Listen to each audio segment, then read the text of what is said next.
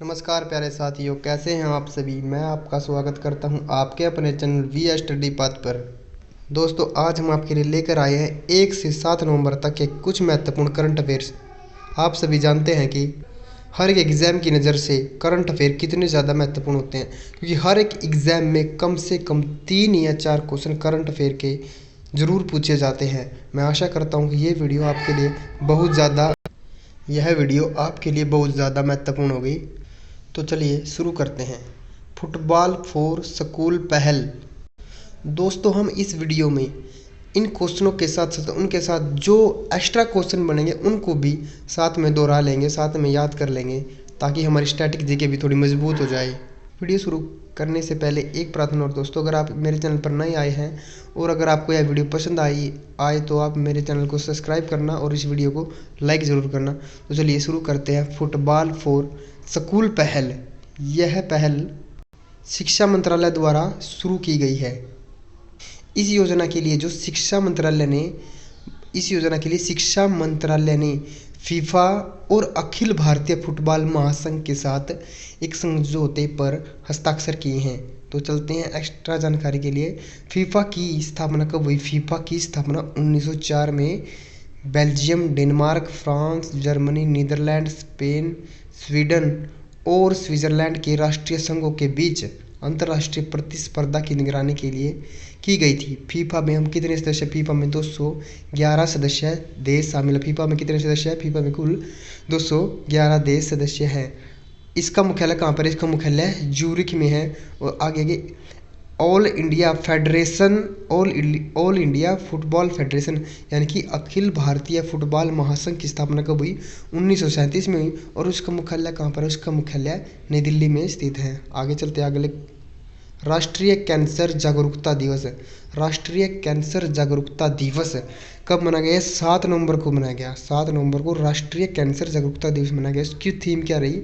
इसकी थीम रही together we can fight against cancer. ठीक है दोस्तों, यहाँ पर थोड़ी कैंसर की स्पेलिंग में मिस्टेक हो गई, उसके लिए सॉरी। आप सभी जानते हैं कि जितने भी ये दिवस आते हैं, मतलब जितने भी महत्वपूर्ण दिन मनाए जाते हैं, उनकी थीम कितनी ज़्यादा इम्पोर्टेंट होती है, क्योंकि ये किसी न किसी एग्ज़ाम में पूछ ली जाती है। इसकी थीम क्या थी? Together we can fight against cancer. Madam Curie के जन्मदिन के उपलक्ष्य में यह मनाया जाता है, यानी इस दिन मैडम क्यूरी का जन्मदिन था 7 नवंबर को। विश्व कैंसर दिवस, ये था राष्ट्रीय कैंसर दिवस। अब आगे है विश्व कैंसर दिवस कब मनाया जाता है? विश्व कैंसर दिवस 4 फरवरी को मनाया जाता है। विश्व कैंसर दिवस 4 फरवरी को मनाया जाता है, यानी ये तो था राष्ट्रीय, यानी भारत में जो कैंसर जागरूकता दिवस मनाया जाता है 7 नवंबर को, और पूरे वर्ल्ड में जो कैंसर के लिए जागरूकता दिवस मनाया जाता है वो 4 फरवरी को मनाया जाता है। आगे चलते हैं। जल सप्ताह। जल सप्ताह दोस्तों, आप सभी जानते हैं कि आजकल जो हमारे जल के प्राकृतिक संसाधन हैं उनको हमारे द्वारा कितना नुकसान पहुंचाया जा रहा है। हमारे जो फैक्ट्रियां हैं उनसे जो गंदी गैस है या जो केमिकल निकलते हैं उनसे वो जल प्रदूषित हो जाता है। तो उसके संरक्षण के लिए ये जल सप्ताह मनाया गया। ये 1 नवंबर से 5 नवंबर तक मनाया गया। और इसका उद्घाटन जो है राष्ट्रपति जी ने नोएडा में किया। हमारे राष्ट्रपति जी कौन है? श्रीमती द्रौपदी मुर्मू जी हैं। और हमारे उपराष्ट्रपति कौन है? श्री जगदीप धनखड़ जी हैं। यह कौन सा संस्करण था? यह है 7वां संस्करण था जल सप्ताह का। इसका आयोजन जल संसाधन, नदी विकास और गंगा संरक्षण मंत्रालय द्वारा एकीकृत जल संसाधनों के बारे में जागरूकता बढ़ाने, संरक्षण और उपयोग करने के लिए किया गया। इसकी थीम क्या थी? इसका विषय क्या था? इसका विषय था सतत विकास एवं समानता के लिए जल सुरक्षा। सतत विकास एवं समानता के लिए जल सुरक्षा। आप इसकी थीम को रट लीजिएगा, क्योंकि यह किसी न किसी एग्जाम में ज़रूर पूछा जाएगा। आगे बढ़ते हैं। मोरबी पुल, वेरी वेरी वेरी इंपॉर्टेंट। दोस्तों, आप सभी जानते हैं कि हाल ही में गुजरात के मोरबी में एक बहुत भयानक हादसा हुआ है। ठीक है, वहाँ पर एक सस्पेंस पुल था। सस्पेंस पुल यानी कि जो रस्सियों का पुल होता है, रस्सियों से बनाया गया पुल था, वो गिर गया। और उसके गिरने से वहाँ पर 135 लोगों की मृत्यु हो गई। यह पुल गुजरात के मोरबी जिले में है। और यह किस नदी पर स्थित है? यह मच्छू नदी पर स्थित है। यह बहुत बहुत ज़्यादा दिल दहलाने वाली घटना थी। दोस्तों बताया जा रहा है कि इस पुल पर इसकी अक्षमता से ज़्यादा लोगों के आ जाने के कारण यह पुल टूट गया और जिसमें 135 लोगों की मृत्यु हो गई और बहुत ज़्यादा लोग घायल हो गए थे। आगे चलते हैं। मानगढ़ धाम। मानगढ़ धाम। मानगढ़ धाम को राष्ट्रपति पीएम नरेंद्र मोदी जी ने राष्ट्रीय स्मारक घोषित किया है। यह कहाँ पर है? यह है राजस्थान में है। मानगढ़ धाम ब्रिटिश सेना द्वारा मारे गए 1500 आदिवासियों का स्मारक है। यानी ब्रिटिश सेना के अधिकारियों द्वारा 1500 से ज़्यादा आदिवासियों को गोलियों के द्वारा मौत के घाट उतार दिया गया था, जिसके कारण वहाँ पर जैसे जलियांवाला बाग में हत्याकांड हुआ था ना, उस जैसी घटना घट गई थी। तो इसलिए यहाँ इसको जलियांवाला भी कहते हैं, इसे राजस्थान का जलियांवाला भी कहते हैं। और इसको हाल ही में हमारे पीएम ने राष्ट्रीय स्मारक घोषित किया गया है। ग्लाइफोसेट पर बैन। कृषि मंत्रालय ने ग्लाइफोसेट पर बैन लगा दिया है। ग्लाइफोसेट क्या है? ग्लाइफोसेट मतलब एक कीटनाशी है। यह जो चाय के बागवान होते हैं या जो खेतों में कीटनाशी के रूप में प्रयोग होते हैं ना, केमिकल्स, उसमें यूज होता है ग्लाइफोसेट। और कृषि मंत्रालय ने यह कहा है कि यह मानव के स्वास्थ्य और कृषि संबंधित उपयोगों के लिए हानिकारक है, इसलिए इस पर कृषि मंत्रालय ने बैन लगा दिया है। और आप सब जानते हैं कि और 35 देशों ने दुनिया के 35 देशों ने पहले ही इस पर बैन लगाया हुआ है। तो आप देख लीजिए कितना खतरनाक है। आगे चलते हैं। जमशेद जे ईरानी का निधन। जमशेद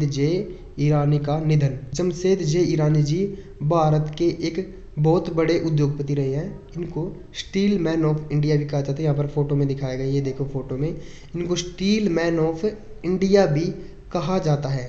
इनका निधन 86 साल की आयु में हुआ।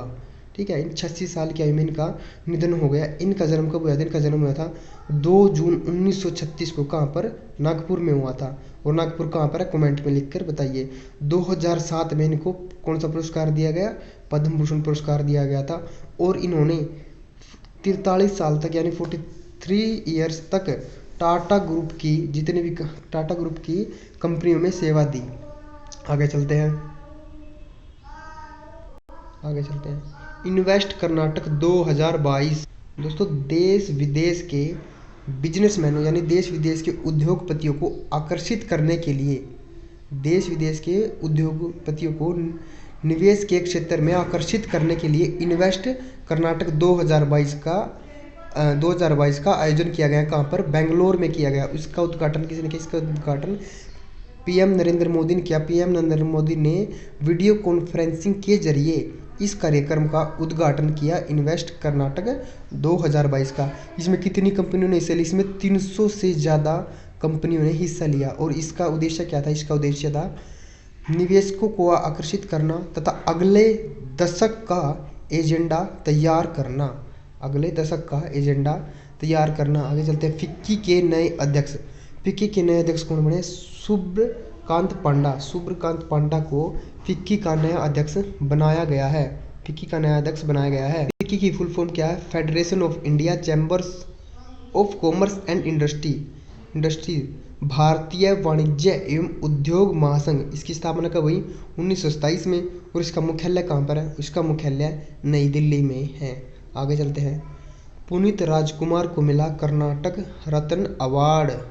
तो आप सभी जानते हैं कि पुनीत राजकुमार जी साउथ के एक बहुत बड़े सुपरस्टार हैं।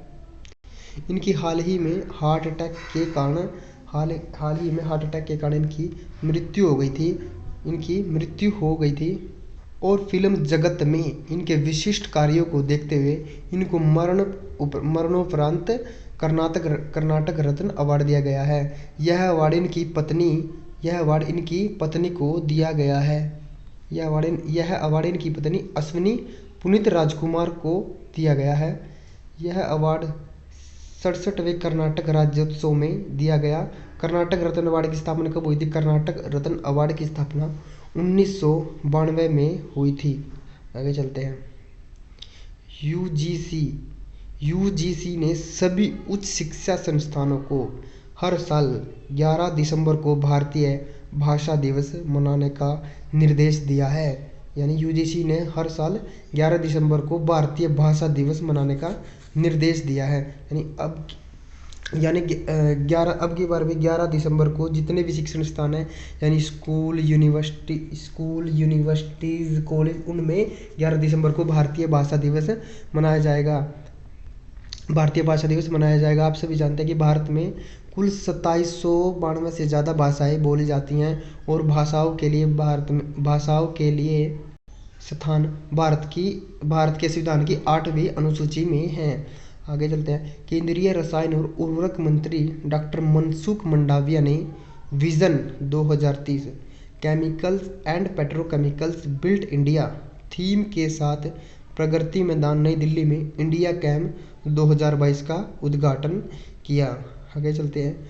पश्चिम बंगाल को लक्ष्मी भंडार योजना के लिए महिला एवं बाल विकास श्रेणी में प्रतिष्ठित स्कोच पुरस्कार दिया गया। आंध्र प्रदेश के 1988 बैच के आईएएस अधिकारी गिरिधर अरमान ने रक्षा सचिव के रूप में पदभार ग्रहण किया। छत्तीसगढ़ में 3 दिवसीय राष्ट्रीय जनजातीय नृत्य महोत्सव और राज्योत्सव 2022 का आयोजन किया गया।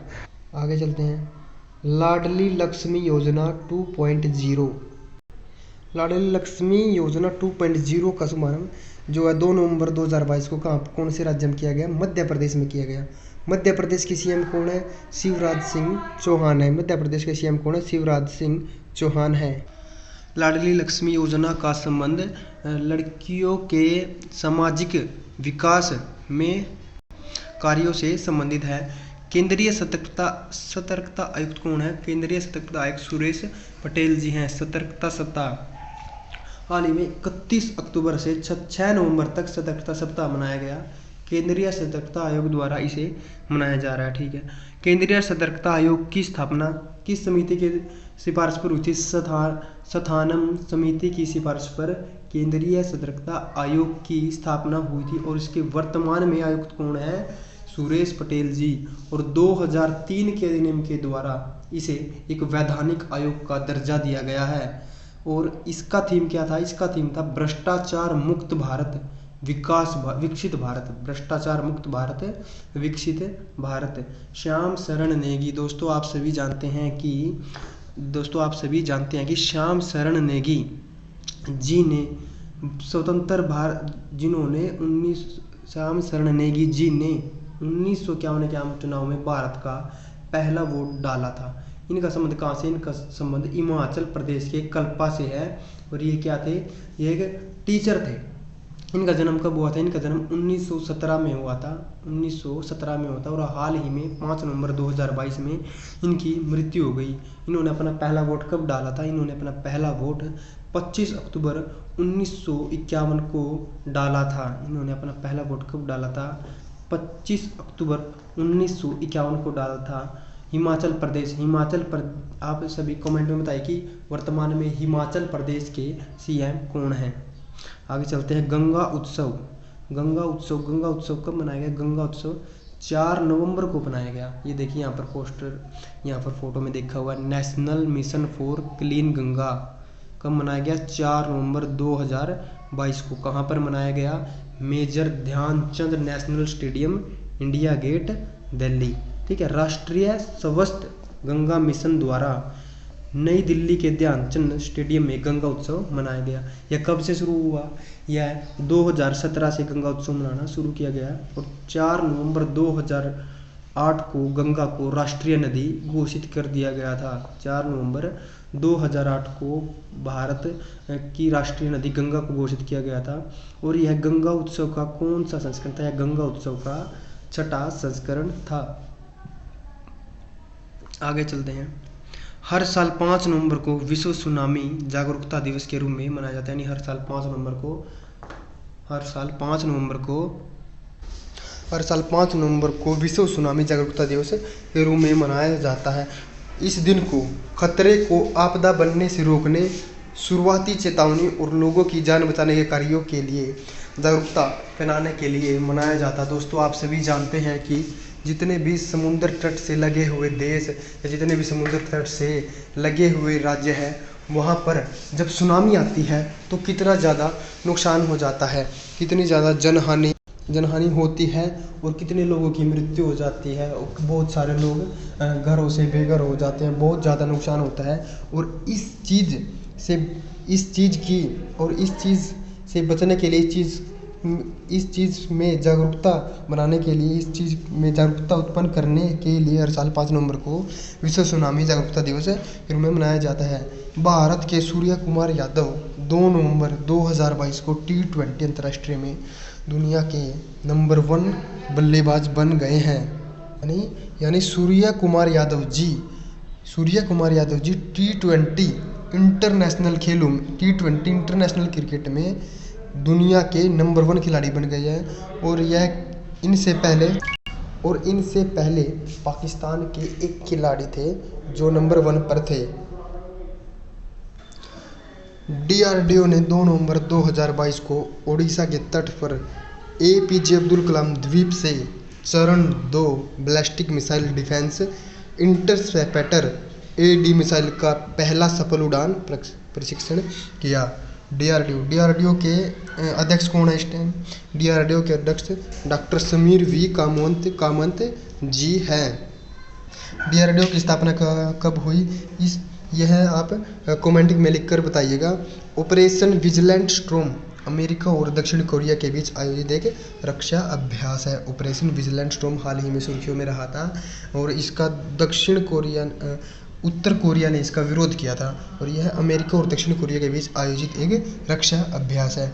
दुनिया की सबसे लंबी चलने वाली यात्री ट्रेन, यानी दुनिया की सबसे लंबी यात्री ट्रेन यह कहाँ पर चली है? स्विट्ज़रलैंड में चली।